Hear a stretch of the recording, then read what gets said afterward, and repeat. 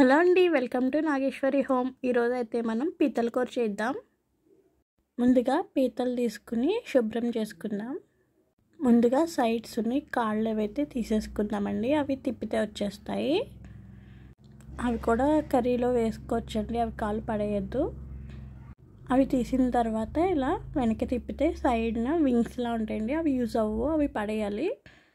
రెండు వైపులా ఉన్నవి తీసేసి పక్కన పెట్టేసుకోండి, పడేయండి అవి. తర్వాత పీతకి బ్యాక్ సైడ్ క్యాప్లా ఉంటుందండి, అది కూడా యూజ్ అవ్వదు, తీసేసుకుని ఈ విధంగా క్లీన్ చేసుకోండి. అన్ని పీతల్ని కూడా ఈ విధంగా అయితే క్లీన్ చేసుకోండి. ఇవి గుడ్డు పీతలండి. తర్వాత వీటిని బాగా వాష్ చేసుకోండి. నేనైతే ఒక 10 times అయినా వాష్ చేశానండి.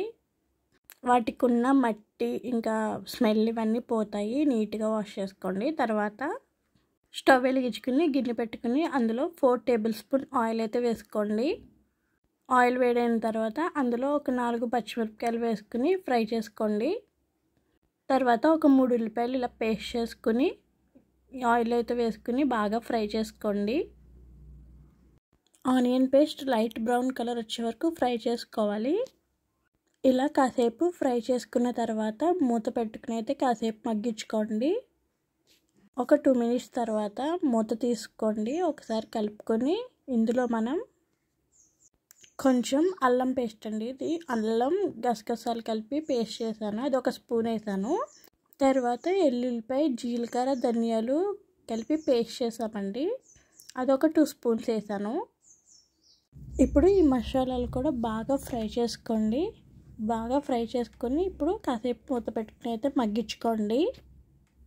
ఒక 2 నిమిషాలు మగ్గించుకున్న తర్వాత మూత తీసుకుని ఒకసారి బాగా కలుపుకోండి.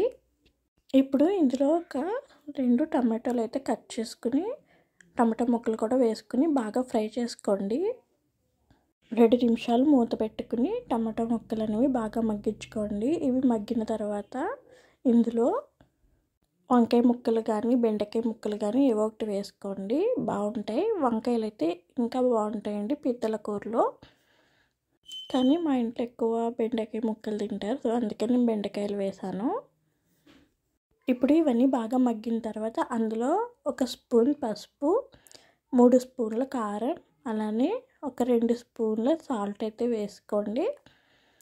కళ్ళుప్పు కానీ నార్మల్ సాల్ట్ కానీ ఏదో ఒకటి తీసుకోండి. ఇప్పుడు ఇవన్నీ బాగా కలిసేలాగా ఫ్రై చేసుకోండి. కాసేపు ఫ్రై చేసుకున్న తర్వాత మూత పెట్టుకుని ఒక 2 నిమిషాలు అయితే మగ్గించుకోండి. మగ్గించిన తర్వాత మూత తీసుకుని ఇందులో లైట్గా అండి చింతపండు రసం అయితే వేసుకోండి, ఎక్కువ వద్దు, కొంచెమే వేసుకోండి. చింతపండు రసం వేసుకున్నాక ఒకసారి కలుపుకుని మూత పెట్టుకుని ఒకసారి మగ్గించుకోండి. తర్వాత మూత తీసుకుని ఇప్పుడు ఇందులో మనం ముందుగా వాష్ చేసి పెట్టుకున్న పీతలు అయితే వేసుకుందాం. పీతలు వేసుకుని ఒకసారి కలుపుకోండి. ఇంతకుముందు సొరకాయ కూర చేశానండి, సొరకాయ పులుసు. అందులో నేను మసాలా అలానే చింతపండు ఎంత నానబెట్టుకోవాలో చూపించానండి. సేమ్ అలానే ఈ పీతల కూర కూడా తీసుకోండి. చింతపండు కూడా ఎక్కువ వద్దు, లైట్గా వేసుకోండి. ఇప్పుడు గ్రేవీ మొత్తం పీతలకు పట్టేలా కలుపుకున్న తర్వాత ఇందులో 1 glass వాటర్ అయితే వేసుకుని బాగా మగ్గించుకోండి. ఒకసారి కలుపుకొని అయితే మూత పెట్టుకోండి. ఇది చాలా బాగుంటుందండి, ట్రై చేయండి. ట్రై చేసి ఎలా వచ్చిందో కామెంట్ చేయండి. ఈ పీతల కూర స్టైల్లోనే సొరకాయ పులుసు చేసామండి.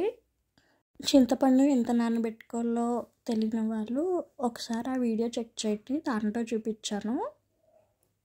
ఇప్పుడు ఇందులో కొద్దిగా గరం మసాలా అయితే వేసుకోండి. గరం మసాలా వేసుకుని బాగా కలుపుకోండి. ఎక్కువ గరిటెతో అయితే తిప్పకండి, జస్ట్ నార్మల్గా కలుపుకొని మూత పెట్టుకుని అయితే ఇంకాసేపు మగ్గించుకోండి. మూత పెట్టుకుని మీడియం ఫ్లేమ్లోనే మగ్గించుకోండి. ఇప్పుడు కూర దగ్గర పడిన తర్వాత ఫైనల్గా కొత్తిమీర చల్లుకుని అయితే దించేసుకోండి. కర్రీ అయితే చాలా బాగుంటుంది. మీకు కనుక వీడియో నచ్చినట్లయితే లైక్ చేయండి, షేర్ చేయండి, ఛానల్ని సబ్స్క్రైబ్ చేసుకోండి. Bye bye.